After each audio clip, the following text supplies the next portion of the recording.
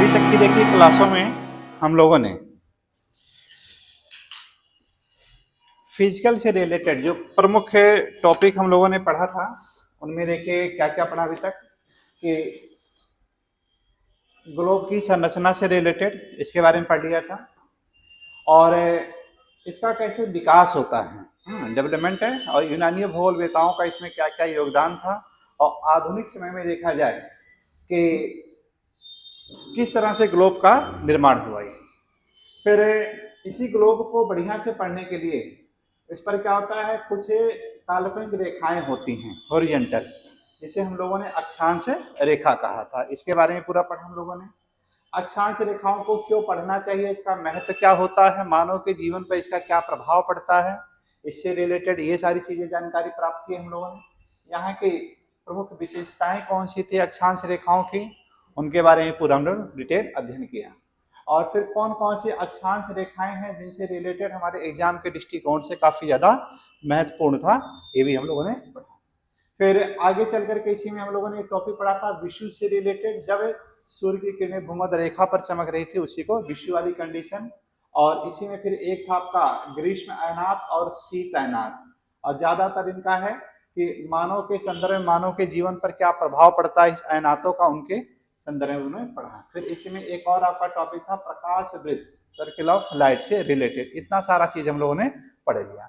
आज की क्लास में जो हम लोग शुरुआत करेंगे मोशन ऑफ द अर्थ, यानी पृथ्वी की गतियों के संदर्भ में पढ़ेंगे। और जब पृथ्वी की गतियों को हम लोग पढ़ते हैं तो इसी को टू पार्ट में सेपरेट करते हैं। एक होता है रोटेशन और दूसरा होता है, उसका नाम क्या है, रिवोल्यूशन। रोटेशन का मतलब है कि अक्ष पर घूर्णन करना, अक्ष पर क्या करना, घूमना।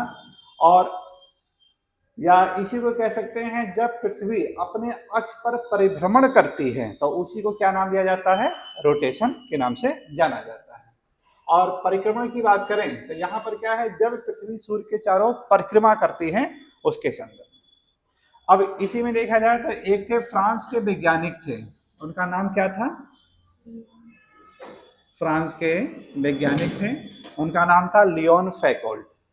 1851 में उन्होंने रोटेशन से रिलेटेड अपने लैब में काफ़ी ज़्यादा जानकारियाँ दिया और उन्होंने अपने लैब में एक फैकोल्ट पेंडुलम लगाया और उसी फैकोल्ट पेंडुलम के आधार पे पृथ्वी के घूर्णन गति से रिलेटेड सारी जानकारियाँ दिया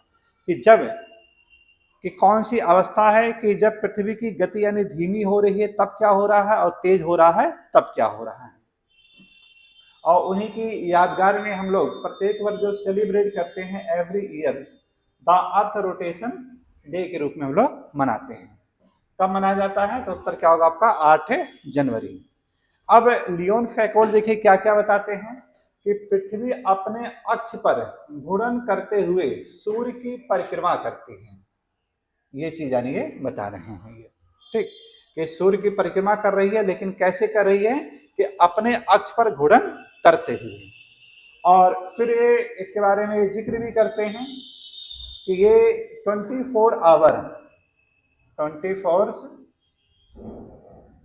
आवर में क्या करती है कि एक रोटेशन यानी पूरा कंप्लीट कर जाती है ये।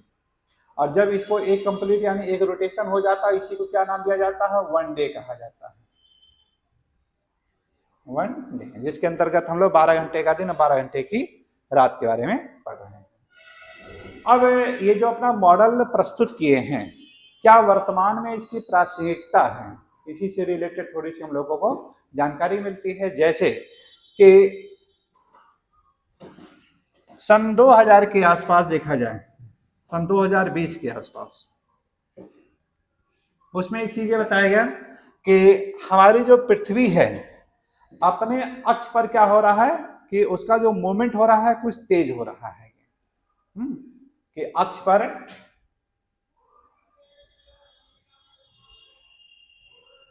अक्षीय गति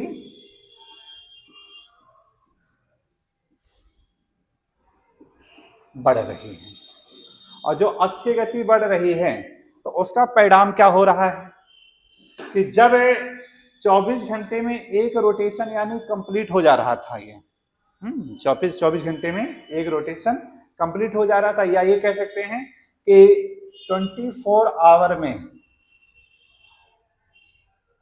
लगभग भूमध्य रेखा पर 1670 kilometre, sorry 1670 kilometre per hour के हिसाब से ये क्या कर रही है, ये घूर्णन कर रही है। 1670 किलोमीटर प्रति घंटे के हिसाब से घूर्णन कर रही है। या ये कह सकते हैं कि हमारी जो पृथ्वी है ये, और इसकी जो परिधि थी, ये परिधि कितनी बताई गई थी, 40,076 किलोमीटर। और इस पूरी परिधि की जो परिक्रमा है, घूर्णन है, वो कितने घंटे में कर रही है, 24 आवर्स में। और जब इसी को 24 से डिवाइड कर देते हैं तो कितना निकल आता आपका, 1670 किलोमीटर प्रति घंटे, यानी इस स्पीड से यानी पृथ्वी हमारी ये घूर्णन कर रही है ये, ठीक। और जब अक्षीय गति अगर बढ़ जाएगी तो परिणाम क्या होगा, ये घूर्णन की जो चाल होगी तेज हो जाएगी। और जब ये चाल तेज हो जाएगी तो दिन की अवधि क्या हो जाएगी आपकी, कम हो जाती है, छोटी हो जाती है। तो इस तरह से यानी 2020 में ये संकल्पना आई थी कि हमारी जो पृथ्वी है वहां पर क्या होगा, दिन की अवधि यानी कम हो रही थी। क्या हो रहा था, दिन की अवधि कमी की बात आई थी। और अभी हाल ही का जो आपका देखिए रिपोर्ट आया है 2024 का,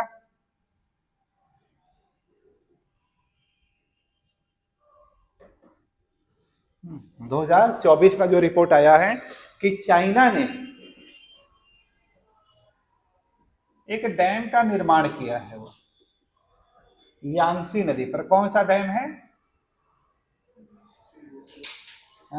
यांगसी नदी पर, 3 ग्रॉसेस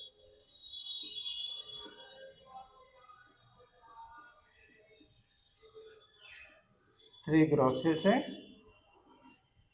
बांध बना लिया है ये, ठीक, जो काफी समय चर्चा का विषय बना है ये, ठीक। अब जब इस बांध का निर्माण कर लिया है तो बांध के बनने से क्या हो रहा है कि उसके मास में वृद्धि हो रही है, प्रत्येक यानी पर्टिकुलर एक प्लेस पर उसके द्रव्यमान में क्या हो रहा है, काफी तेजी से वृद्धि हुई है। और उस वृद्धि होने की वजह से हमारी पृथ्वी जो है अपना जो अक्ष पर जो घूर्णन कर रही है वो क्या हो रही है, धीमी हो रही है। यहाँ पर ये बताया गया कि पृथ्वी का जो घूर्णन है, पृथ्वी की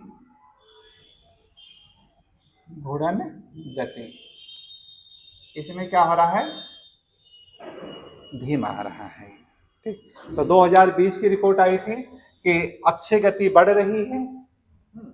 और यहाँ पे देखिए 2024 की जो आपकी रिपोर्ट आई है कि चाइना ने यांगसी नदी पर जो बांध बनाया है, 3 ग्रॉसेस बांध, और उसकी वजह से क्या हो रहा है कि पृथ्वी की घूर्णन गति क्या हो रही है, धीमा हो रहा है। और जब पृथ्वी की घूर्णन गति धीमा हो रहा है तो दिन की अवधि में क्या हो जाएगी, आपकी वृद्धि हो जाएगी। तो इस समय करंट से रिलेटेड ये सारी चीजें आ रही हैं। तो मतलब क्या हुआ कि लियोन फैक्टोर्ड की उपयोगिता देखिए क्या है कि समय और परिस्थितियों के अनुसार जब देखते हैं हम लोग कोई ऐसी मानवीय क्रिया होती है, उस मानवीय क्रिया की वजह से उसके द्रव्यमान में अगर कम और ज्यादा आता है, कमी और ज्यादा आती है, तो परिणामतः क्या हो रहा है कि उसकी गति यानी घूर्णन गति यानी प्रभावित हो जाती है, ठीक। और फिर उसी से रिलेटेड बात आती है, अगर हमारी पृथ्वी की घूर्णन गति कम होती है तब क्या होता है, और घूर्णन गति बढ़ रही है तब क्या होता है। लियोन फैक्टोर्ड का यही वर्तमान में प्रासंगिकता होती है। नॉर्मली देखिए जो हम लोग देखते हैं कि हमारी जो पृथ्वी का जो घूर्णन यानी इस तरह से है, 24 घंटे में जब एक रोटेशन वो पूरा कर लेती है तो उसी को कहा जाता है एक घूर्णन, यानी नाम दिया गया है।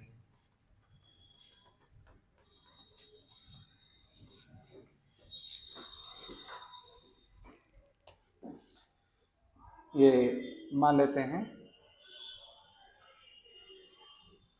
0 डिग्री देशांतर रेखा, और इसी के ठीक अपोजिट आपका हो जाएगा 180 डिग्री देशांतर रेखा, या ये कह सकते हैं ये जो है आपका GMT रेखा हो गई, और इसके बैक वाला जो पोर्शन है ये क्या हो जाएगा आपका आइडियल रेखा हो जाती है। और इन्हें ध्रुवों से होकर के जो ऐसे रेखा जा रही है इसे क्या नाम दे दिया जाता है, ध्रुवीय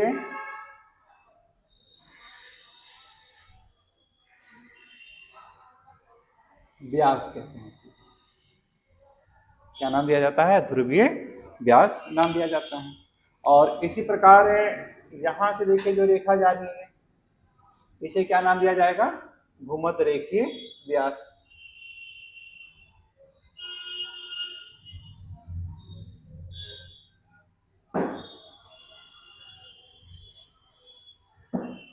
भूमध्य रेखीय व्यास। एक बार क्वेश्चन आया था यही कि भूमध्य रेखीय व्यास की लंबाई कुल कितनी है? कितनी है ये? 12,756 किलोमीटर। और एक बार आपका वनडे में एक पेपर में और आया था क्वेश्चन कि ध्रुवीय व्यास की लंबाई है वो कितनी है?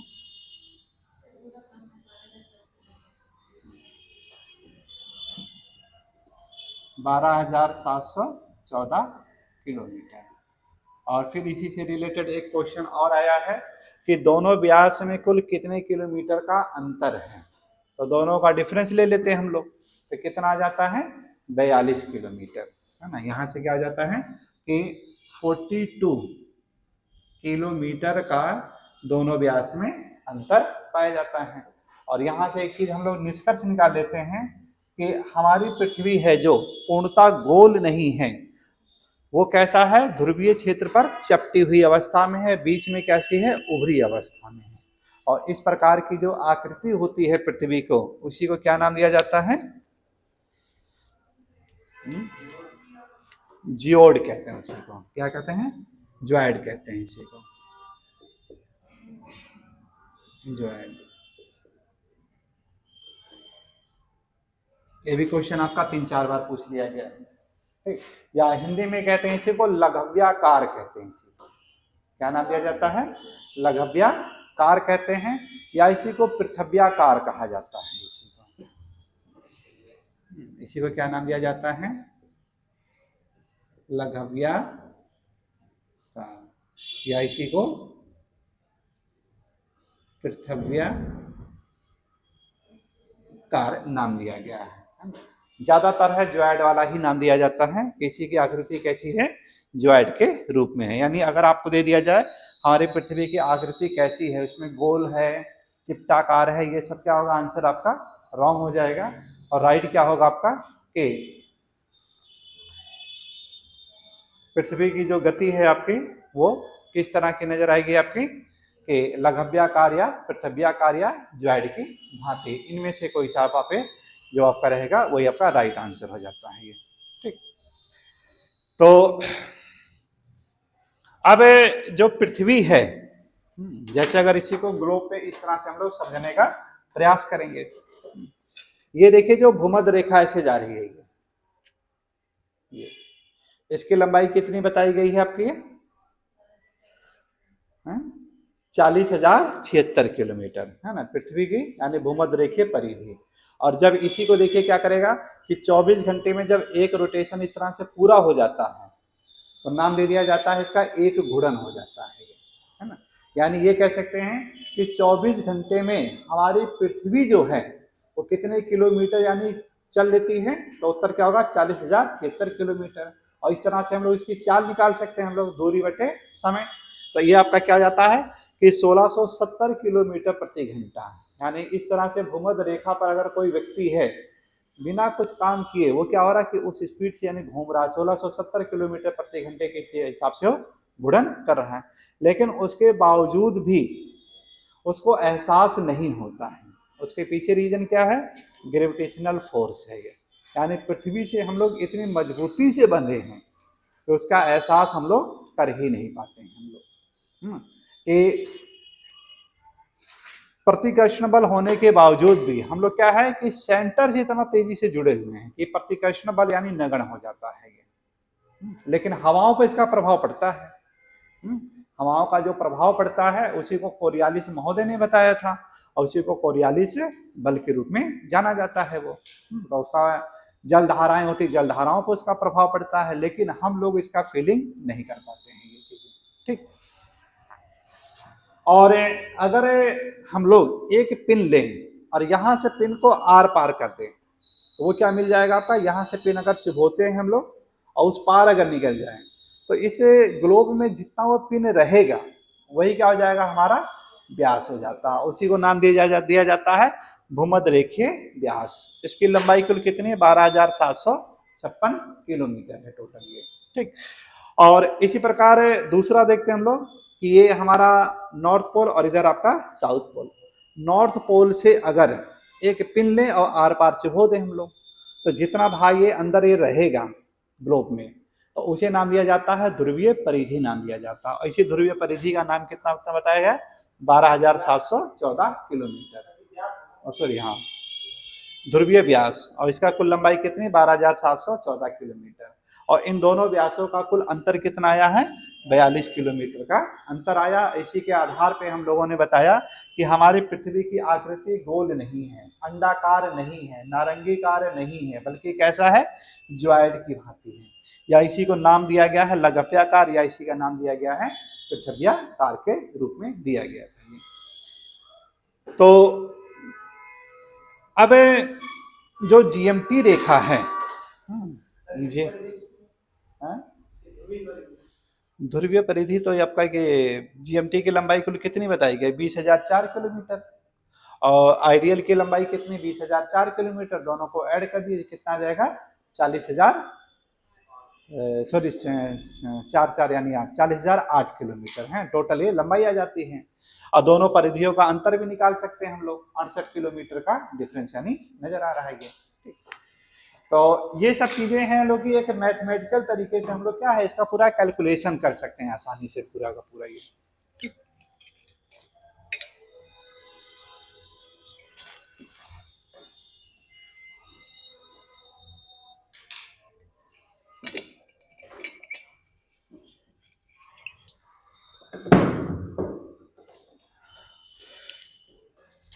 अब हमारी पृथ्वी है, इस चित्र से देखिए एक चीज और स्पष्ट होता है कि जब इस तरह से घूर्णन करती है तो 24 घंटे में एक पूरी की पूरी परिक्रमा यानी घूर्णन कर ले रही है अपने अर्थ एक्सिस पे। और घूर्णन करते समय एक बार होगा जो कि ये भूमध्य रेखा पर ये काटेगा, भूमध्य रेखा पर। क्वेश्चन आपका आया हुआ था कि भूमध्य रेखा और जीएमटी रेखा दोनों एक दूसरे को कहां पर प्रतिच्छेद करते हैं। क्वेश्चन आपका ये पूछा गया था कि भूमध्य रेखा और जीएमटी रेखा एक दूसरे को कहां पर प्रतिच्छेद करते हैं। तो उत्तर क्या था आपका, गिनी की खाड़ी। कहां पे था, गिनी की खाड़ी। और गिनी की खाड़ी आपका जो कि दक्षिणी अटलांटिक का हिस्सा आपका है ये, ठीक। और फिर इसी प्रकार है जीएमटी सॉरी भूमध्य रेखा और आइडियल रेखा भी आपस में एक दूसरे को कहीं ना कहीं प्रतिच्छेद जरूर करेंगे। कहां पर प्रतिच्छेद करते हैं, तो उत्तर क्या होगा आपका, ये आपका प्रशांत महासागर में। तो एक आपका अटलांटिक महासागर में प्रतिच्छेद करती है, एक कहां पे आपका प्रशांत महासागर में प्रतिच्छेद करती है। दोनों ही आपके इंपॉर्टेंट क्वेश्चन हैं। और इसी को जब 4 वृत्तांशों में हम लोग डिवाइड कर देते हैं तो एक आपका इसको ए लिख सकते हैं, ये आपका बी हो जाएगा और ये आपका सी हो जाएगा और यहाँ पर ये आपका क्या हो जाएगा, डी। 4 वृत्तांशों में आपका ये डिवाइड हो जा रहा है। अब इस प्रकार यानी ये पृथ्वी ऐसे घूर्णन कर रही है, पश्चिम से पूरब की दिशा में रोटेट कर रही है, तो फिर पश्चिम से पूरब की दिशा में रोटेट कर रही है। अब मान लीजिए कि बी बिंदु पर है ना, इस बी बिंदु पर सनराइज हो रहा है। क्या हो रहा है, सूर्योदय हो रहा है। तो ए बिंदु पर सनराइज कुल कितने घंटे के बाद होगा। अगर इस भूमध्य रेखा को 4 वृत्तांशों बराबर में डिवाइड कर लिए हम लोग, तो अगर बी बिंदु पर सनराइज प्रातः 6 AM पर हो रहा हो तो यहाँ पर जो आपका ए बिंदु है वहां पे सनराइज कितने घंटे के बाद होगा? हाँ? भाई 24, और 24 को 4 वृत्तांशों में डिवाइड कर दिया, 6 चौके 24। तो मतलब क्या होगा, जब बी बिंदु पर सूर्योदय होगा तो ए बिंदु पर सूर्योदय कितने घंटे के बाद होगा? 6 घंटे के बाद होगा। यही तो हुआ निष्कर्ष आपका। या ये कह सकते हैं डी बिंदु पर सूर्योदय कब होता है? 12 घंटे के बाद होगा। सी बिंदु पर कब होता है? 18 घंटे के बाद होता है। अब पुनः बी बिंदु पर सूर्योदय कब होता है? 24 घंटे के बाद होता है। तो कहने का मतलब क्या है, एक चीज हम लोगों ने यहां से निष्कर्ष निकाला कि जब किसी पर्टिकुलर प्लेस पर सूर्योदय हो रहा है तो जरूरी नहीं कि सब जगह पर सूर्योदय हो रहा होगा। जैसे जैसे पृथ्वी यानी घूमती जाएगी वैसे वैसे क्या होगा, सूर्योदय होता चला जाएगा। जैसे मान लीजिए कि ये बिंदु है आपका, ये यहाँ पर सूर्योदय है, इसको आप देख रहे हैं, तो ये वाला जो पोर्शन है ये क्या होगा आपका 6 घंटे बाद, यानी इस तरह से ऐसे घूमता हुआ जब ये पार्ट आपके सामने आएगा तब आप इसको देख सकते हैं। इसी के जस्ट अपोजिट वाला जो होगा आप ये कब दिखाई देगा आपका, यो 12 घंटे के बाद दिखाई देगा। और फिर आपका जो और इसके बाद 6 घंटे का है तो वो क्या होगा आपका 18 घंटे के बाद। अब पुनः आप क्या है 24 घंटे के बाद पुनः उसको दोबारा उसी पॉइंट को देख सकते हैं। यानी एक चीज ये निष्कर्ष है कि रोटेशन से एक पता चल गया कि इसी रोटेशन के द्वारा हम लोग ज्ञात कर सकते हैं कि किस स्थान पर सूर्योदय कब हो रहा है, किस स्थान पर सूर्योदय कब होता है। तो दूसरे शब्दों में कह सकते हैं हम लोग कि जब ए बिंदु पर सुबह के 6 AM पर सूर्योदय हो रहा होगा तो उसी समय बी बिंदु पर जब सूर्योदय हो रहा तो उसी समय ए बिंदु पर क्या हो रहा होगा? मध्यरात्रि के 12 बज रहे हैं। यही तो हुआ आपका निष्कर्ष। यहां पर क्या होगा आपका मिडनाइट की कंडीशन होगी आपकी।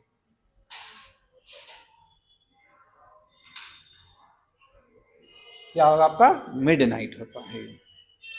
या दूसरे शब्दों में कह सकते हैं कि जब बी बिंदु पर सुबह के यानी 6 बज रहे होंगे तो उस समय डी बिंदु पर क्या हो रहा होगा? शाम के 6, है ना। यानी यहाँ पे सनराइज हो रहा होगा तो यहाँ पर क्या होगा आपका सनसेट वाली कंडीशन होगी।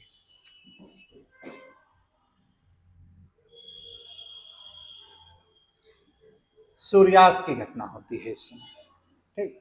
या दूसरे शब्दों में कह सकते हैं कि इसी समय सी बिंदु पर क्या हो रहा होगा?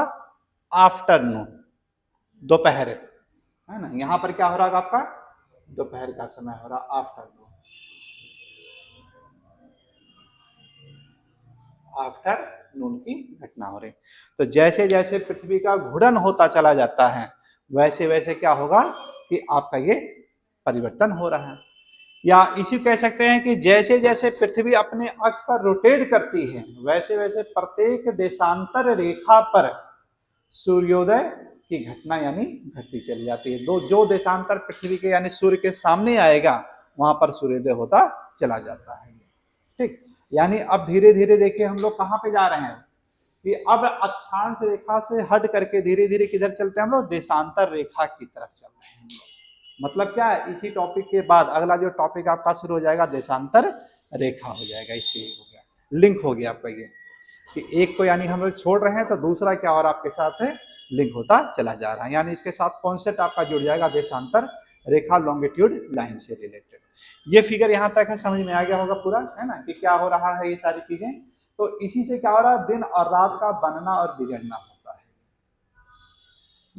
और ये भी आपके सिलेबस में है, पूरा आपको पढ़ना है पूरा, ठीक। देशांतर से रिलेट करके पढ़ना रहता है। अगर किसी देशांतर पर सुबह के 6 बज रहे हैं तो उसी समय 30 डिग्री पूर्वी देशांतर पर क्या समय हो रहा होगा, 40 डिग्री पश्चिमी देशांतर पर क्या समय हो रहा होगा, ऐसे करके यानी आपको देता है क्वेश्चन। तो उससे रिलेटेड भी सारा चीज कैलकुलेशन पूरा हम लोग सीखते हैं। तो यहाँ तक जो सारी बातें बताई किसने बताई? ये फैकोल्ट पेंडुलम के द्वारा ये सब चीजें पता चल जाता है। अब इसी पे देखिए एक चीज और है जो कि आगे हम लोग पढ़ेंगे कि देखेंगे कि किस तरह से कि जब हमारी पृथ्वी का आकार कभी बढ़ता है कभी घटता है, कभी बढ़ता है कभी घटता है, ऐसा है। क्योंकि जब शुरुआती वैज्ञानिकों ने जो बताया, जैसे इमैनुअल कांट ने बताया कि हमारी पृथ्वी है, शुरुआती दौर में कैसा था आपका, ये बहुत बड़ा था आपका, ये आकार क्या था, बहुत बड़ा था।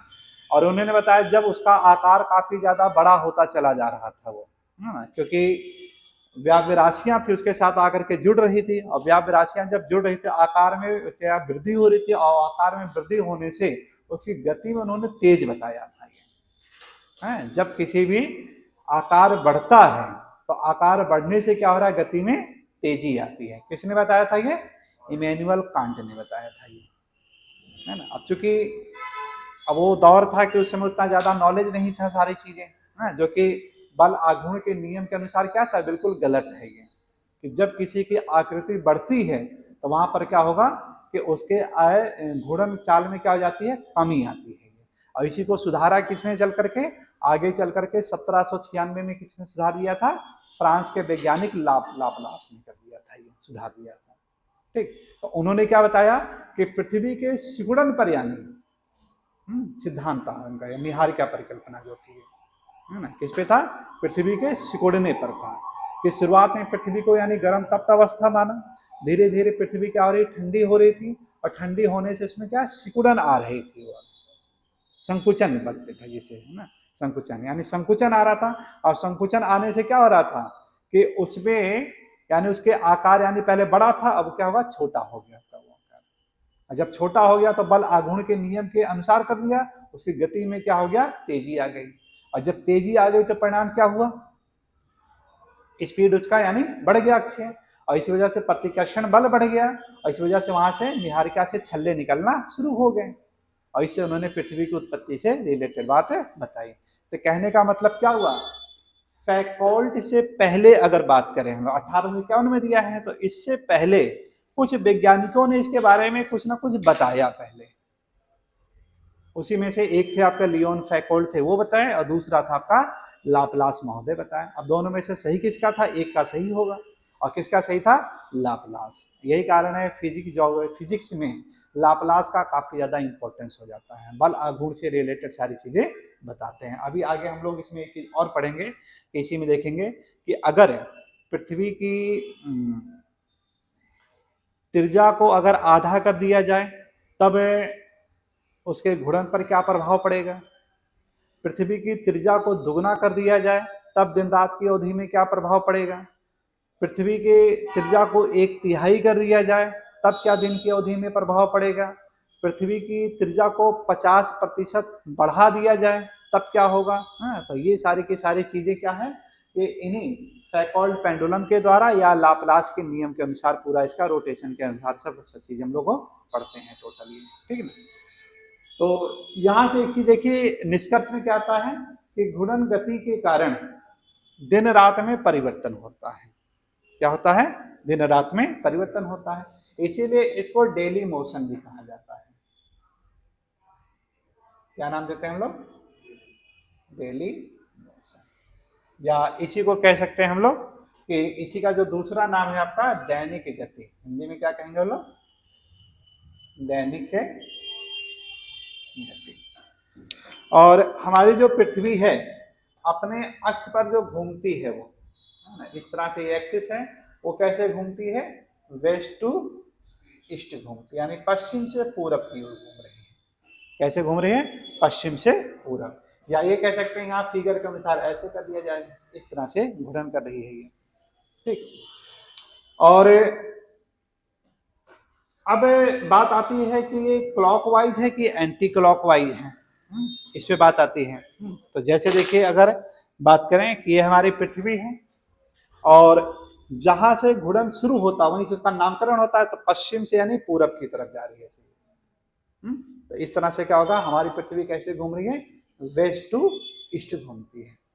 अब मान लीजिए कि कोई व्यक्ति है यहाँ पे नॉर्थ पोल पे चला जा रहा है और यहाँ से खड़ा होकर के उस पृथ्वी के घूर्णन का नजारा देखना चाहता है, वो इस तरह से घूर्णन करी है, तो कैसा नजर आएगा उसको, वो क्लॉकवाइज या एंटी क्लॉकवाइज, एंटी क्लॉकवाइज। लेकिन अगर दूसरा कहे कि अब बहुत नज़ारा हम लोगों ने देख लिया, कुछ थोड़ा सा परिवर्तन करें, तो वहां से नॉर्थ पोल से कहाँ चला जा रहा है, साउथ पोल की तरफ जा रहा है वो, और जब साउथ पोल पे जा रहा है तब कैसा नजर आ रहा है वो, क्लॉकवाइज। तो ये चीज आपको ध्यान में रखना है कि नॉर्थ पोल से देखने पर हमारी पृथ्वी कैसे घूर्णन करती है, तो उत्तर क्या होगा आपका एंटी क्लॉकवाइज।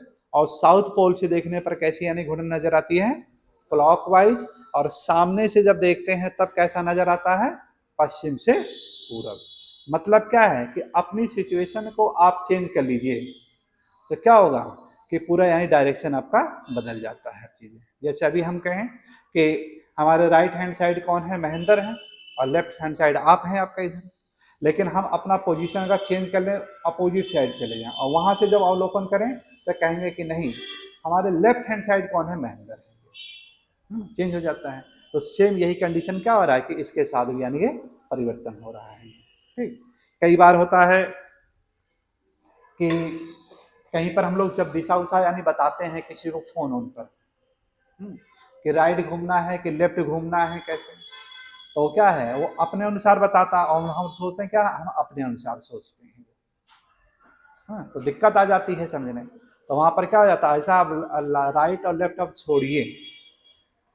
अब इसमें बहुत ज़्यादा है, ना तो हम समझा पाएंगे आपको और ना तो आप समझ पाएंगे। तो ऐसे कंडीशन में अगर किसी को कभी समझाने की बात आए कि दाहिने घूमना है बाएं घूमना है तो दिक्कत आ जाती है। आपको क्या है कि पर्टिकुलर ना तो आप अपने अनुसार को दीजिए ना तो उनके अनुसार दीजिए, सीधे बताइए कि हाँ कि किधर से किधर की तरफ आप जा रहे हैं तब आपको ये पता चल जाता है। जैसे आनंद भवन से और बैंक रोड की तरफ अगर जाते हैं तो यूनिवर्सिटी किधर पड़ेगी, आनंद भवन से बैंक रोड की तरफ जा रहे हैं तो इलाहाबाद यूनिवर्सिटी किधर पड़ेगी आपकी, लेफ्ट हैंड साइड पड़ेगी, है ना। तो आपने क्या कर दिया कि एक पर्टिकुलर जो स्थिर अवस्था में उसको ले लिया। अब वहां पे एक व्यक्ति है खड़ा है, कह रहा है कि मैं रोड के दाहिनी ओर खड़ा हूं। अब दाहिनी ओर किधर यानी खड़ा, बड़ी समस्या हो जाती है ये। तो अब वहां पे ये बताना पड़ता है, ये बताइए कि आप किधर से गए हैं, आनंद भवन से की तरफ जा रहे हैं किधर, यानी यूनिवर्सिटी की तरफ गए हैं तो बताएगा आनंद भवन की तरफ से जा रहे हैं। तब कहेगा राइट हैंड साइड खड़े, तो मतलब क्या यूनिवर्सिटी के जस्ट अपोजिट साइड है वो, है। लेकिन अगर वो उधर से बैंक रोड की तरफ आ रहा कर मैं दाहिनी ओर हूँ तो दाएं बाएं में खोजते रहे कभी नहीं ढूंढ पाएंगे। ठीक, तो एक ज्योग्राफी के बच्चों को ये कम से कम रहे कि एग्जैक्ट पोजीशन यानी पता हो वो। और एग्जैक्ट पोजीशन के लिए क्या होना चाहिए आपके पास, सवाल यानी सही से टू द पॉइंट करिए आप कि किधर से आप यानी आ रहे हैं किधर से जा रहे हैं, तब आप आसानी से क्लियर कर पाओगे। ठीक, तो हम लोग उत्तरी गोलार्ध में हैं तो उत्तरी गोलार्ध में इस वजह से कहते हैं कि हमारी पृथ्वी कैसे घूमती है, एंटी क्लॉक वाइज घूमती है। लेकिन वही ऑस्ट्रेलिया वाले पढ़ते हैं तो वो क्या बताते हैं, नहीं हमारी पृथ्वी कैसे घूम रही है, क्लॉकवाइज है। अगर कोई कहे नहीं पृथ्वी क्लॉकवाइज घूम रही है तो मतलब क्या, वो सदर्न हेमिस्फीयर का व्यक्ति है, वो अपनी जगह पर सही है। ठीक है ना, तो मतलब क्या है, शिक्षित आप हैं तो आप अपने अनुसार क्या है उसका सोल्यूशन निकाल सकते हैं उलझने की अपेक्षा। ठीक, तो इतना पॉइंट इसको पहले हम लोग नोट कर लेते हैं इसको। ठीक है, तो हेडिंग डालते हैं हम लोग, मोशन ऑफ द अर्थ है पृथ्वी की गतियां। मोशन ऑफ द अर्थ है पृथ्वी की गतियां। लिखिए,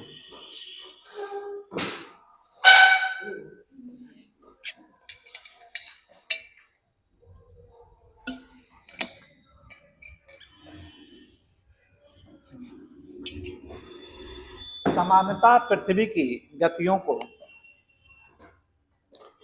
दो उपवर्गों में बांटा गया है, दो उपवर्गों में बांटा गया है। नंबर 1,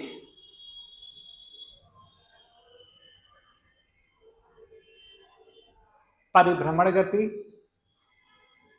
नंबर 2, परिक्रमण गति।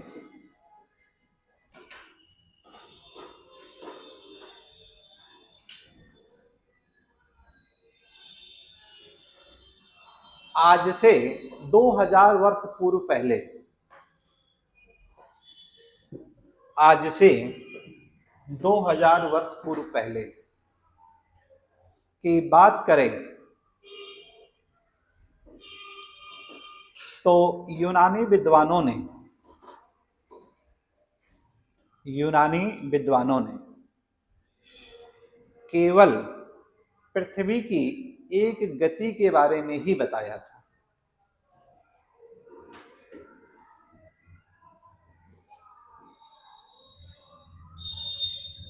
जिसे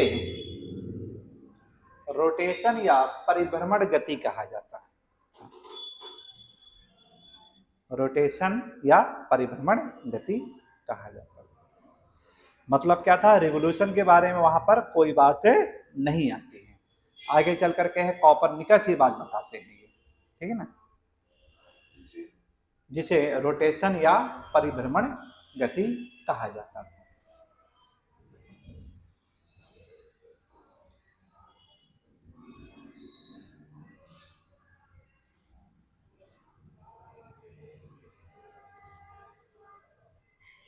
फ्रांस के प्रसिद्ध वैज्ञानिक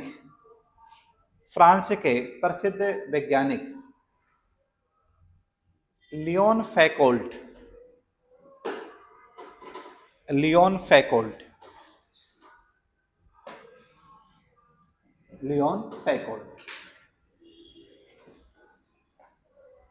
ने 1851 ईस्वी में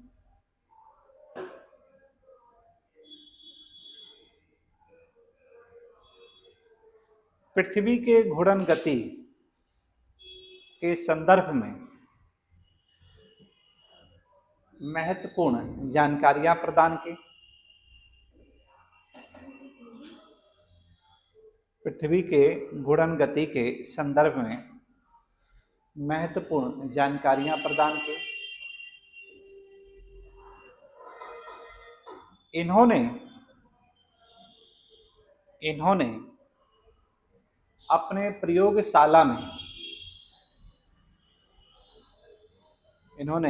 प्रयोगशाला में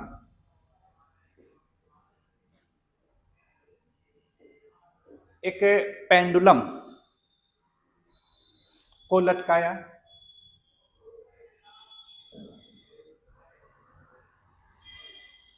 जिसे फैकोल्ट पेंडुलम के नाम से जाना जाता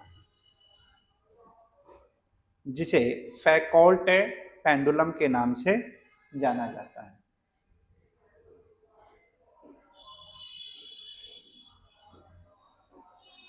इन्हीं की याद में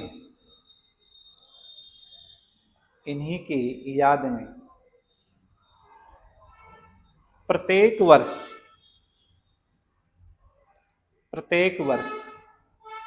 8 जनवरी को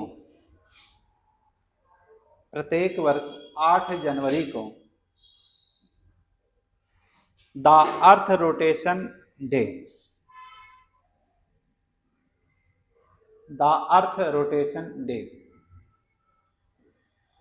के रूप में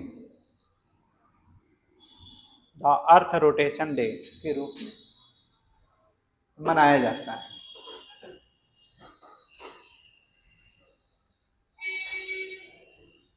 इनका कहना था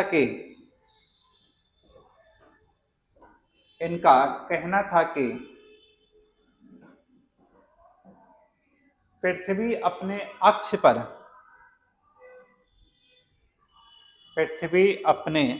पर घूर्णन करते हुए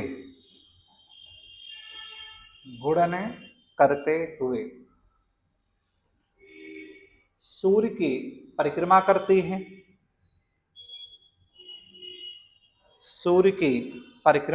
है।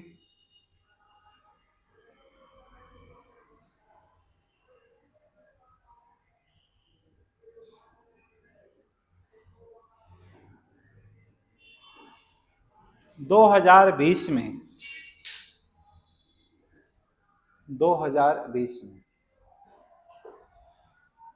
वैज्ञानिकों ने देखा कि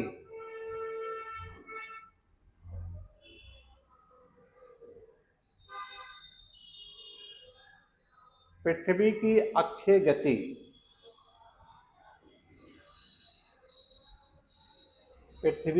अक्षीय गति बढ़ रही है,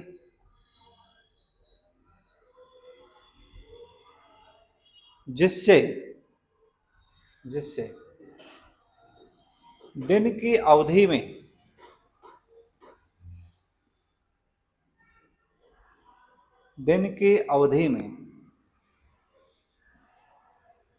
कमी आएगी, कमी आती है, जिससे दिन की अवधि में कमी आती है। अर्थात हमारी पृथ्वी 24 घंटे से पहले ही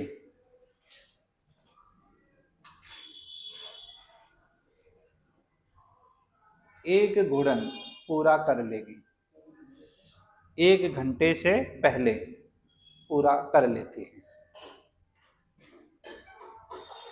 1 घंटे से पहले पूरा कर लेती है।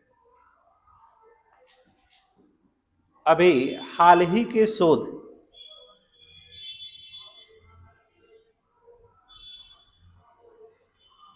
दो 2024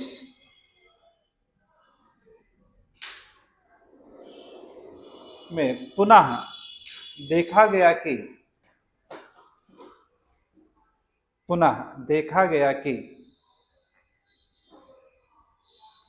चाइना ने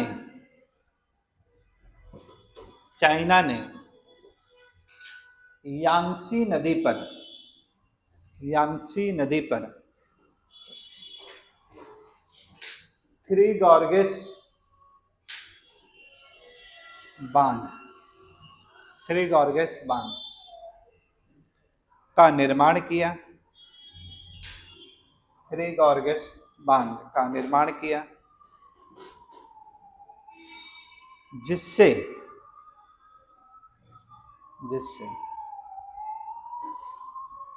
पृथ्वी की घूर्णन गति में कमी आई है।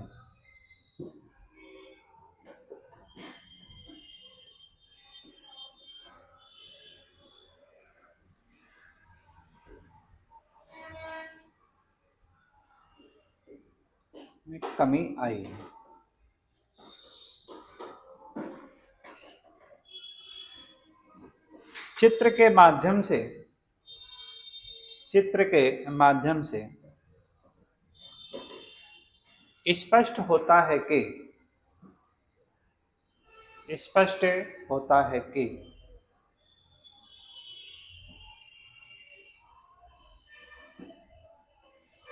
पृथ्वी की भूमध्यरेखीय परिधि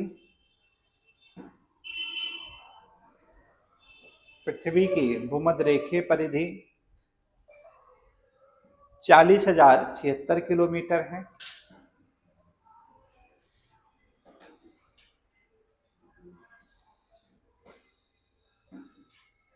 तथा ध्रुवीय परिधि की कुल लंबाई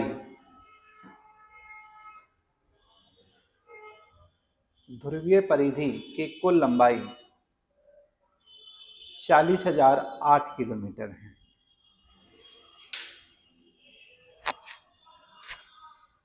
40,008 किलोमीटर है। अतः दोनों परिधियों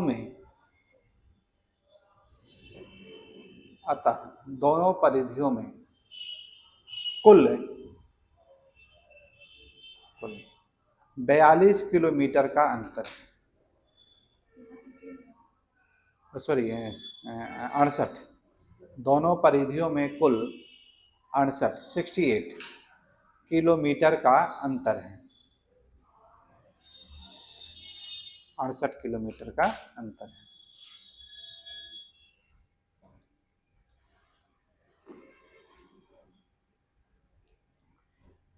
इसी प्रकार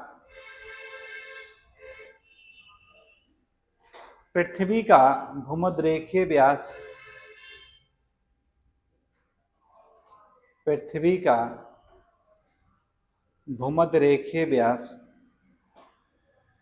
की कुल लंबाई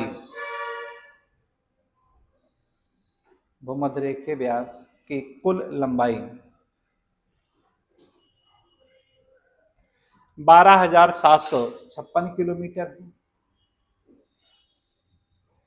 12,756 किलोमीटर है तथा ध्रुवीय व्यास की कुल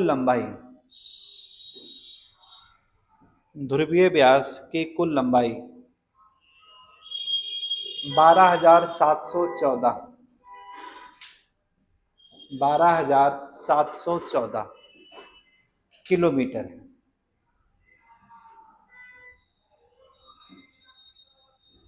अतः दोनों व्यासों में कुल 42 किलोमीटर का अंतर मिलता है।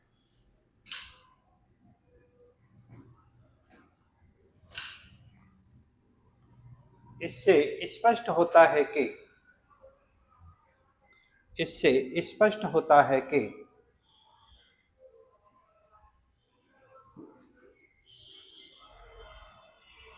हमारी पृथ्वी की आकृति पूर्णतः गोल नहीं है।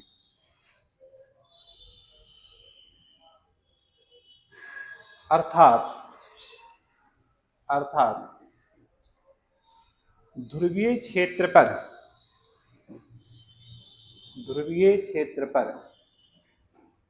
चिपटी हुई अवस्था में है।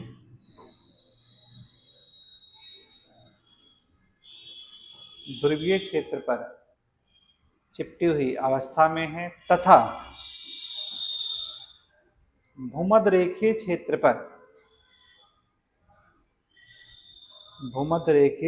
पर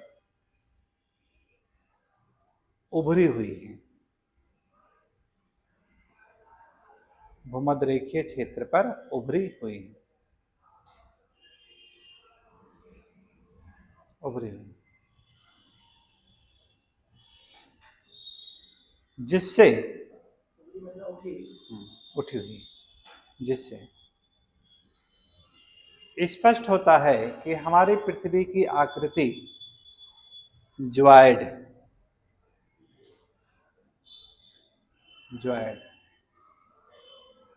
ऑब्लिक करके लिखेगा, लघव्याकार,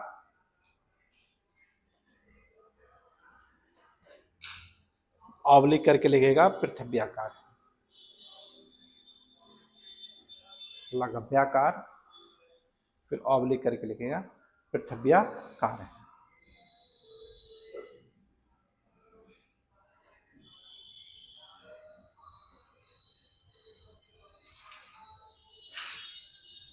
चित्र से यह भी स्पष्ट होता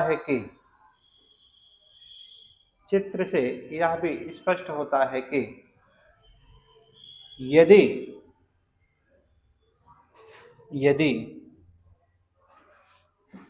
बी बिंदु पर सूर्योदय हो रहा हो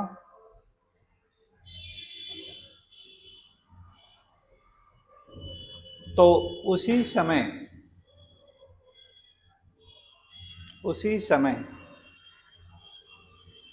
ए बिंदु पर मध्यरात्रि का समय होगा तथा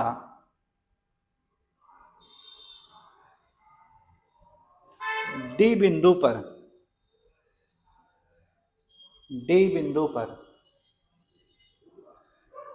सूर्यास्त व सी बिंदु पर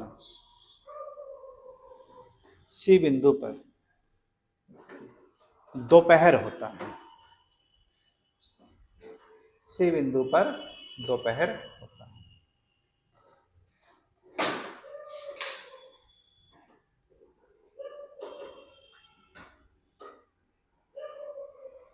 सी बिंदु पर दोपहर होता है। दूसरे शब्दों में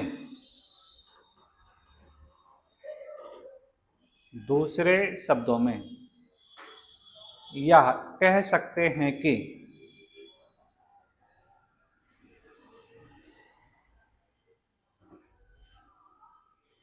जब बी बिंदु पर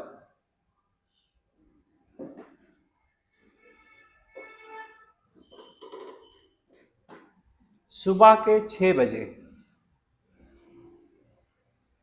सुबह के 6 बजे सूर्योदय हो रहा होगा, तो सूर्योदय हो रहा होगा तो ए बिंदु पर, ए बिंदु पर 6 घंटे के बाद, ए बिंदु पर 6 घंटे के बाद सूर्योदय होगा।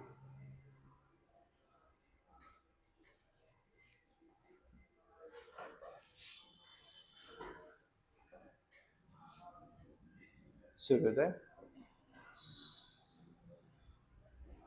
तो वहां पे एक फिगर ये बना लीजिएगा, ठीक है ना, और दूसरा फिगर आपका ये बनेगा आपका।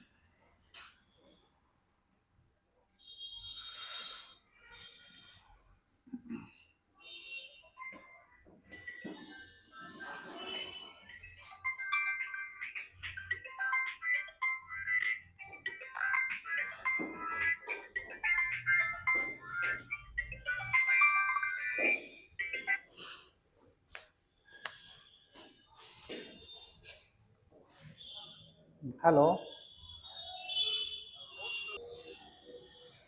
उसके बाद लिखिएगा दूसरे चित्र से, दूसरे चित्र से स्पष्ट होता है कि, दूसरे चित्र से स्पष्ट होता है कि हमारी पृथ्वी, हमारी पृथ्वी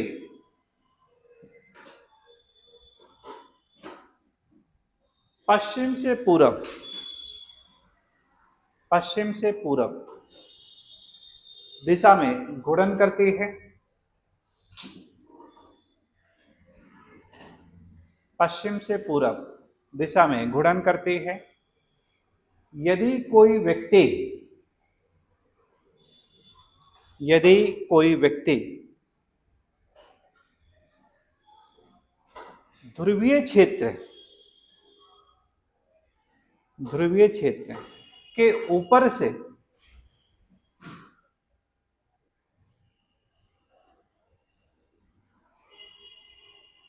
ऑब्जर्वेशन करे, ऑब्जर्वेशन करें, तो उत्तरी ध्रुव से, उत्तरी ध्रुव से, हाँ हाँ आज हाँ हाँ पढ़ाएंगे। किसको? अब टेस्ट के बाद ही पढ़ाएंगे। हेलो हेलो, हाँ बाबा, ठीक है, हाँ क्लास में इस समय। अच्छा ठीक, क्या हुआ?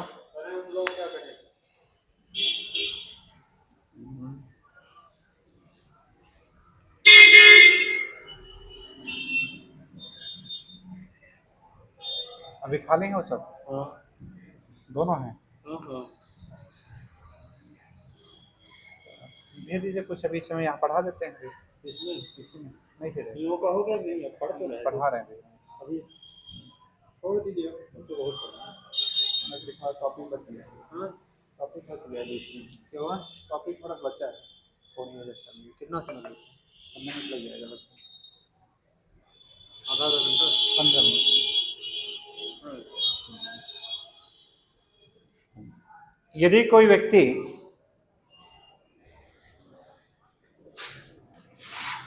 नॉर्थ पोल से, नॉर्थ पोल से देखता है तो, नॉर्थ पोल से देखता है तो उसे पृथ्वी, उसे पृथ्वी एंटी क्लॉकवाइज, एंटी क्लॉकवाइज घूमती हुई नजर आती है, एंटी क्लॉकवाइज घूमती हुई नजर आती है।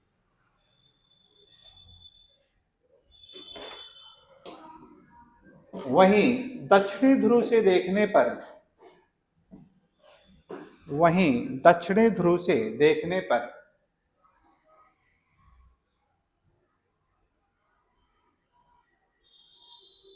क्लॉकवाइज घूमती हुई नजर आती है।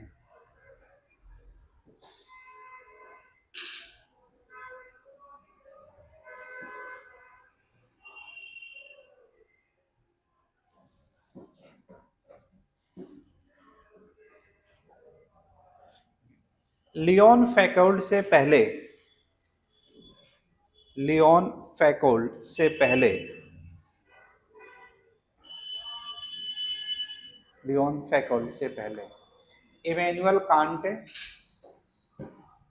इमैनुअल कांट तथा लाप्लास ने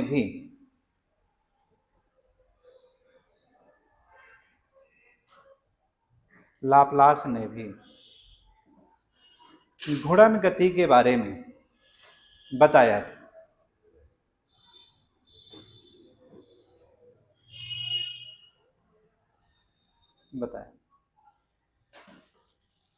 इमैनुअल कांट बताते हैं कि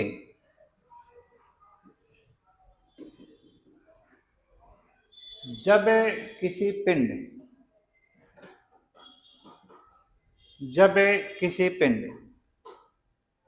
का आकार बढ़ता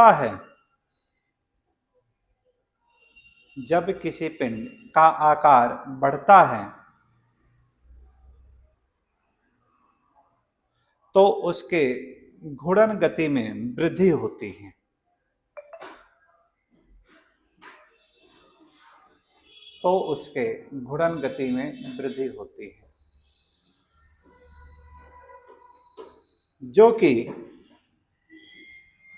जो कि कोणीय संवेग संरक्षण नियम के विरुद्ध था।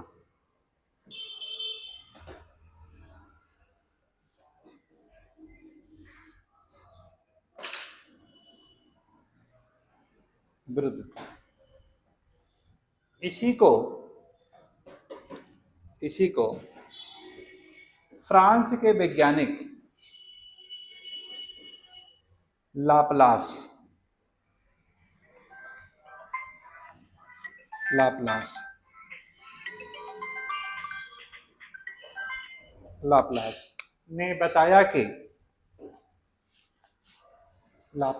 ने बताया कि जब किसी पिंड का आकार छोटा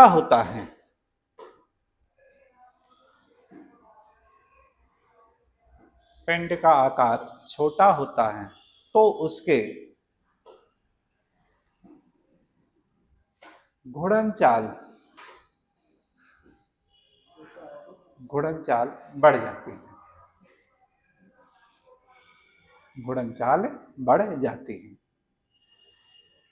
जो कि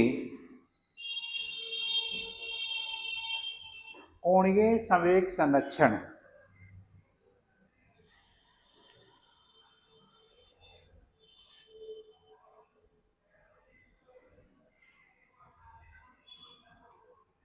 नियम पर आधारित है।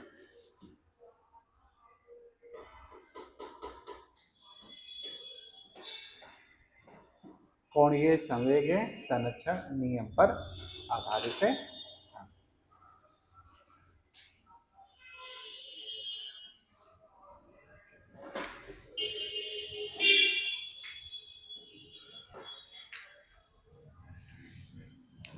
अब देखिए क्या होता है, थोड़ा सा इसको समझ लीजिए हल्का सा।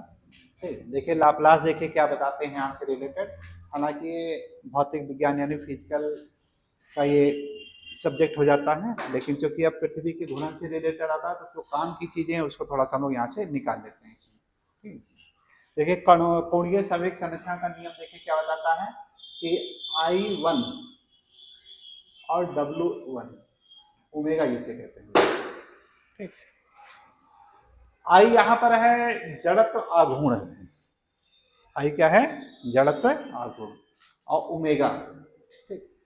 दोनों का जो मल्टीप्लिकेशन होगा इक्वल टू क्या होगा, जब उसकी कंडीशन बदलेगी, यानी I2 और W2, यानी दोनों का मल्टीप्लिकेशन के हमेशा बराबर होती है, तो कोई भी दो पिंड है, ठीक ना, यानी उसी कहा जाता है कोणीय संवेग संरक्षण का नियम कहा गया था। लाप्लास ने इसको पूरा फिजिक्स में इसका पूरा बताया है। अब यहाँ पे देखिए जो ओमेगा की बात करें तो ओमेगा इक्वल टू क्या होता है आपका 2 पाई अपॉन टी होता है, कैपिटल टी आपका है 2 पाई अपॉन कैपिटल टी। तो टी का मतलब क्या है, कितने समय में पूरा रोटेट कर रही है वो, टाइम से रिलेटेड है। और जड़ आघूर्ण जिसे आई से डिनोट करते हैं, ये क्या होता है 2 pi 2 upon 5 m into r square होता है, यानी एम यहाँ पे मास से रिलेटेड है, आर का मतलब उसकी त्रिज्या से कोरिलेटेड है। अब देखिए जो आगे चल करके लियोन फैकोल्ट जो ये चीजें बता रहे हैं कि अगर मान लीजिए कि हमारी पृथ्वी है और इस पृथ्वी की जो त्रिज्या है R1, पृथ्वी की त्रिज्या क्या है R1 है, यानी 6370 किलोमीटर।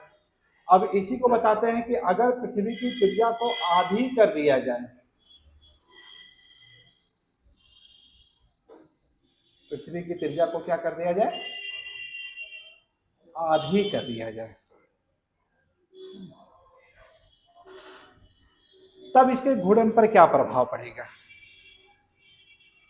तब उसके घूर्णन पर क्या प्रभाव पड़ता है। ये तो जाहिर सी बात है, देखिए जो लाप्लास महोदय क्या बता रहे हैं आपके कि अगर किसी पिंड का आकार छोटा होगा तो घूर्णन तेज होगा ये, लेकिन इसी को एग्जैक्ट यानी करके बताते हैं आपके फ्रांस के जो वैज्ञानिक है लियोन फैकोल्ट, कि अगर पृथ्वी की त्रिज्या को आधा कर दिया जाए तो कितने घंटे का दिन होगा ये, है ना, उसको यानी इस सूत्र के द्वारा हम लोग निकाल सकते हैं।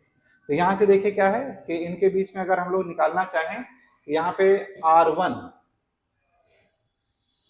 इक्वल टू, है ना, R1 इक्वल टू क्या होगा इसका, यानी 2 टाइम्स हो जाएगा इसका,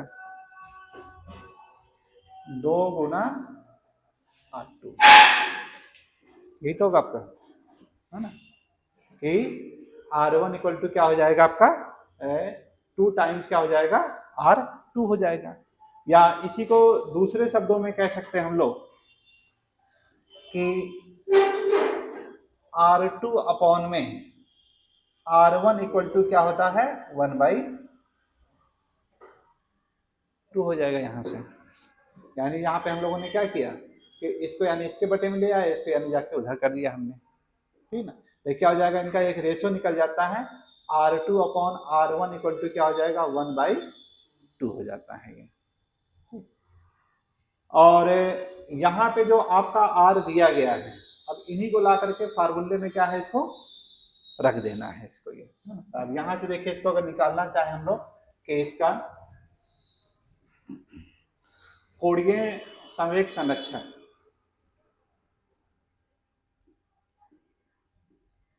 कोणीय संवेग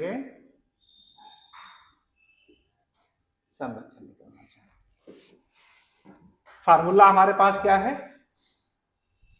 I1 into omega equal to क्या हो जाएगा I2 इंटू ओमेगा 2 हो जाएगा आपका ये। अब I की वैल्यू क्या थी आपकी, ये आपका है 2/5 m। अब R पहले ये वाला ले लेंगे हम लोग R1, है ना, यानी यहाँ पर क्या है जो R है आपका, एक बार R ये लेंगे, एक बार R क्या लेंगे ये लेंगे, यानी यहाँ पे ओमेगा 1 की जगह पर यानी I1 की जगह पे एक बार क्या है इसको पुट करेंगे और एक बार क्या है इसको पुट करेंगे, तभी दोनों का तुलना करेंगे। तो यहाँ से देखिए क्या निकाल सकते हैं हम लोग कि आई की जो वैल्यू होगी I1 है ना, तो 2/5 m इंटू, अब आर की वैल्यू देखिए क्या हो जा रहा है आपका, R1 का होल स्क्वायर, यही तो आपका R1 का होल स्क्वायर। और ओमेगा की बात आ रही है यहाँ पे, तो ओमेगा की वैल्यू कितनी है 2 पाई अपॉन टी, ये बात आई कि नहीं वैल्यू। तो इसी को हम लोगों ने क्या, इसको लाकर कैसे प्रतिस्थापित कर दिया है।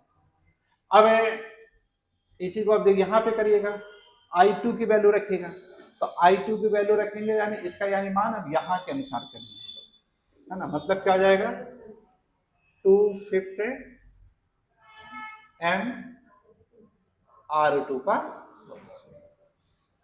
है ना, यानी यहाँ पे क्या है R आपका चेंजेबल हो रहा है, मल्टीप्लाई W की वैल्यू क्या हो जाएगी आपकी 2 पाई अपॉन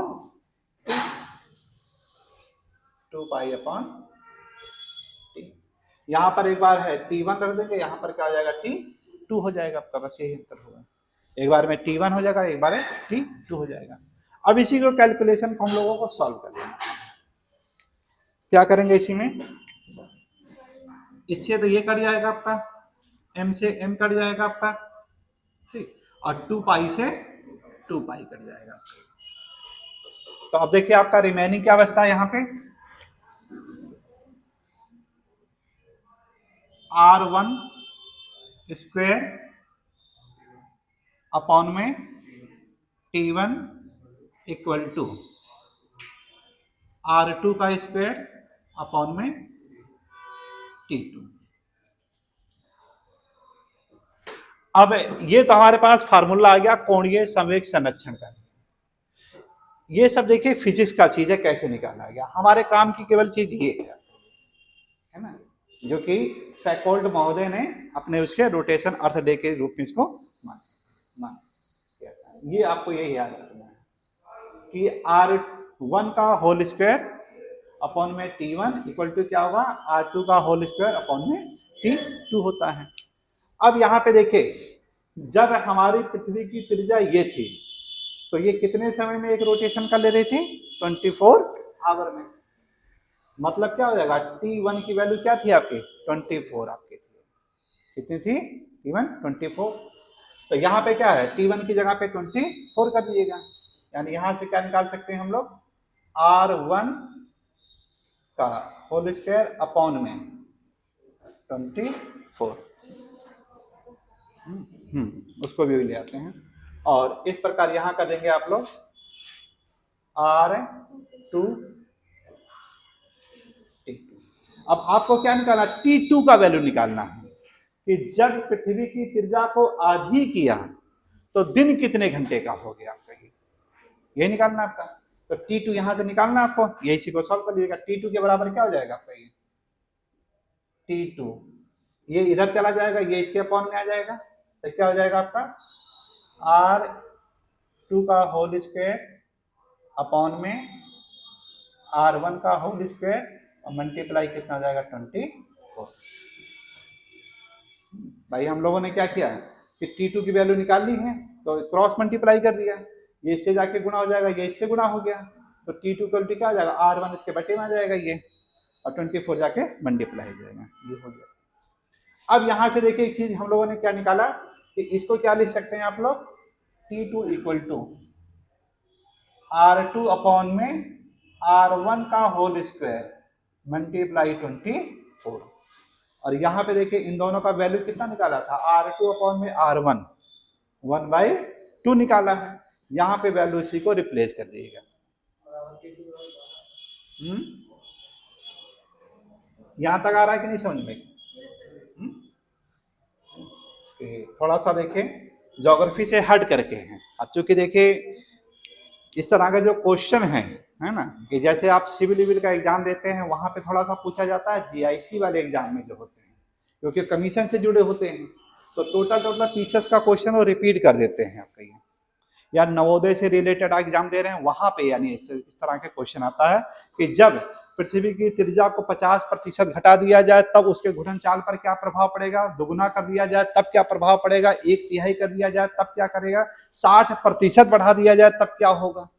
तो वहां पर क्या है, लाप्लास का जो कोणीय संवेग संरक्षण नियम है उसी के आधार पर ये निकाला गया था और इसी को किसने निकाला था, लियोन फैकोल्ट ने निकाला था। उन्हीं की याद में हम लोग क्या मनाते हैं, द अर्थ रोटेशन डे के रूप में सेलिब्रेट करते हैं। तो इस तरह से देखिए कि इसके बारे में 3 लोगों ने बात कही है। एक है आपका इमैनुअल कांट ने कहा था जो कि बिल्कुल गलत था, है ना। उनके बारे में जब आलोचना करते थे यही बताते हम लोग कि उनका जो नियम था वो क्या था, कोणीय संवेग संरक्षण नियम के जस्ट विरुद्ध था। वहां पे एक लाइन कह के छोड़ देते हैं। अब क्योंकि ये सब फिजिक्स का विषय आ जाता है, इसी को सुधारा कौन, 1796 में जाकर के लाप्लास ने सुधारा था और आगे चल करके 1851 में लियोन फैकोल्ट ने इसी को अपने पेंडुलम के सिद्धांत में इसको प्रतिस्थापित कर दिया था।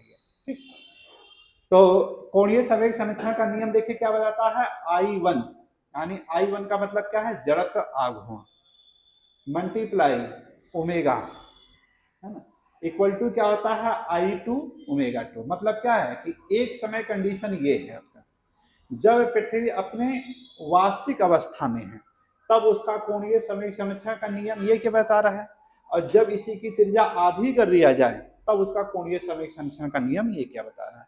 तो ये क्या बताते हैं कि दोनों हमेशा बराबर होते हैं, कोई चेंजेस नहीं होता है ये।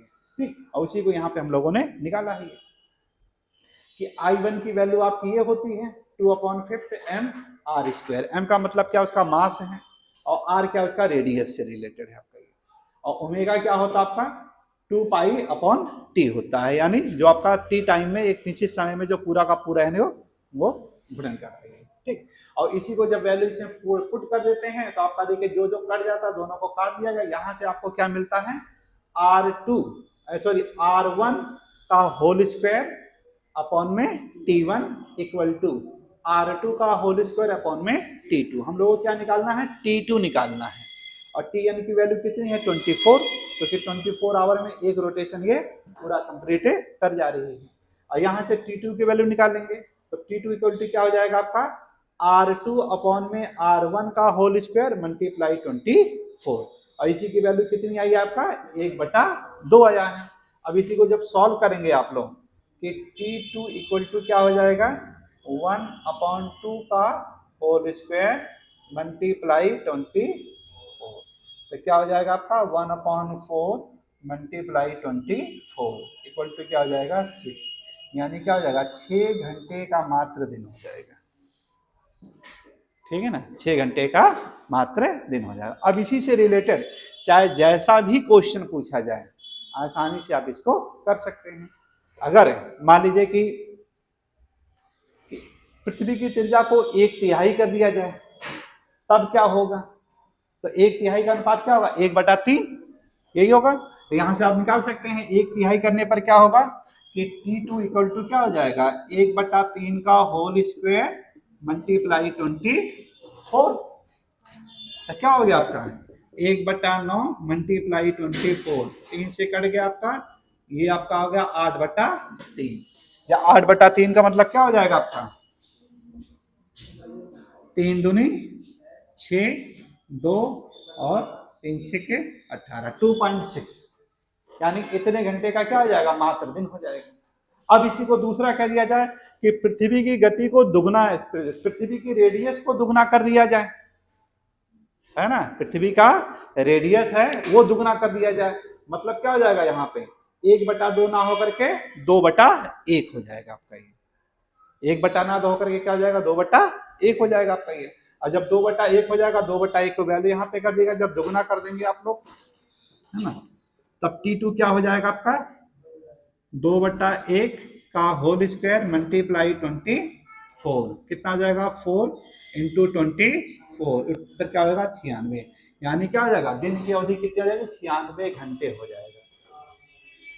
ठीक है ना, यानी रेडियस दुगना कर दिया जाए तब क्या होगा, तो इससे रिलेटेड सारी चीजें आप निकाल सकते हैं। तो कहीं भी देखिए अगर कमीशन का कहीं आपको क्वेश्चन मिलता है तो वहां से आसानी आपका ये कोणीय संवेग संरक्षण के नियम के अनुसार ज्ञात कर सकते हैं, है ना। तो ये सारी चीजें इसी से रिलेटेड है तो अब तो क्लियर हो गया कि अगर हमारी पृथ्वी सिकुड़ रही है प्रेजेंट टाइम यही आपका है जो आपका ये बताया जाता है आकाशगंगा से रिलेटेड, कि एक तरफ बताते हैं कि हमारी आकाशगंगा क्या और एक दूसरे से दूर जा रही है ना, एक दूसरे से दूर जा रही है। इसी को एक वैज्ञानिक थे जो कि गुब्बारे पर स्पॉट करके बताया था, हाँ हब्बल, है ना हब्बल। हाँ तो हब्बल का जो नियम था, हालांकि वो बाद में इसको गलत प्रूफ कर दिया गया था कि स्पॉट करके किया, फुलाया उन्होंने, दूर जा रहा था। लेकिन दूसरी बात क्या रही है कि जैसे जैसे उसका आकार बढ़ रहा था वैसे वैसे आकाशगंगा यानी स्पॉट का भी आकार बढ़ रहा था। तो हब्बल के नियम को यानी गलत ठहरा दिया गया था। फिर वो केवल नाम मात्र का था। लेकिन एक चीज तो क्लियर हो गया था कि हमारी आकाशगंगा क्या है, दिन प्रतिदिन यानी बढ़ रही है। और जब दिन प्रतिदिन बढ़ रही तो परिणाम क्या होगा कि हमारी पृथ्वी का आकार भी क्या हो रहा है, बढ़ रहा है। लेकिन फिर इसका कभी ना कभी तो अंत होगा। और अंत कैसा होगा, सिकुड़ने पर ही होगा। यानी एक समय ऐसी अवस्था आती है, क्या होता है हमारे पृथ्वी का आकार बढ़ता है, फिर क्या होता है हमारी पृथ्वी का आकार सिकुड़ता है।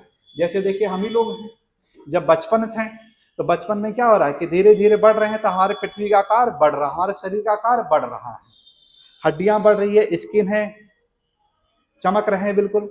लेकिन जब क्या होगा ओल्ड अवस्था में जाएंगे, 50-55 में जाएंगे, तब क्या होगा हमारा आकार क्या होगा, सिकुड़ना शुरू होगा। यही तो आपका। तो किसी भी चीज का है जो आकार जब विकास होता है तो एक बार उसका बढ़ता है और एक बार क्या होगा जब अंत होता है तब वो सिकुड़ता है। तो यही आपका है, न्यूटन बताते हैं सारा चीज कि फैलना सिकुड़ना, फैलना सिकुड़ना है। इसी को तो बता रहे हैं आपका कि एक तरफ क्या आकर्षण बल, एक तरफ क्या है प्रतिकर्षण बल। एक तरफ क्या है आपका आकर्षण बल है और एक तरफ क्या है प्रतिकर्षण बल है। क्या हुआ बेटा? हाँ टेस्ट है, शुरू करने का बस हो गया। ठीक, तो ये आपका चलता रहता है ये, है ना। तो ये सब जो वैज्ञानिक आए थे, चाहे लाप्लास हो, चाहे आपके कांट महोदय हो, और चाहे फैकॉल्ट हो, और चाहे न्यूटन, ये सारी इसी की चीजें यानी बता रहे हैं सब चीजें। और पूरा पृथ्वी का नियम है, पूरा जितने धरातल पे सारी चीज पाई जाती है सब इसी पर ही है आपका, ये फैलने सिकुड़ने कोणीय सर्वेक्षण नियम के आधार पर ही है, और जिसको हम लोग अपने पृथ्वी पर ये अप्लाई कर लिया है ये। ठीक, तो यहाँ से आपका ये कंप्लीट हो जाता है आपका। तो क्लियर हो गया होगा सारी चीजें।